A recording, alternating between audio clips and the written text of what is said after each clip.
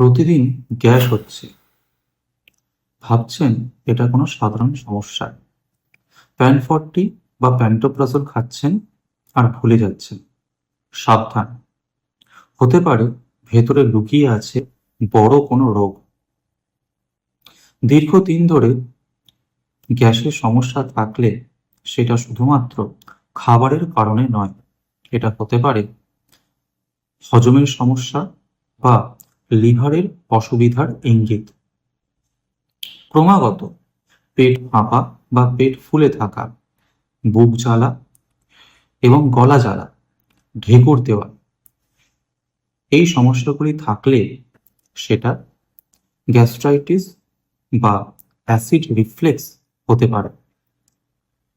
যদি দীর্ঘদিন গ্যাসের সমস্যা থাকে তাহলে অনেক ক্ষেত্রে সেটা কোলন বা অন্ত্রের সমস্যার কারণেও দেখা যেতে পারে। ক্যান্সার রোগের প্রাথমিক সাইনও এটা হতে পারে, এমনটা অনেক ক্ষেত্রে দেখা গেছে। সপ্তাহে 3 থেকে 4 দিনের বেশি যদি আপনি গ্যাসের সমস্যায় ভোগেন তাহলে এটাকে অবহেলা করবেন না। গ্যাস্ট্রো ডিপার্টমেন্টে বিশেষজ্ঞ কোনো ডাক্তারের পরামর্শ নিন।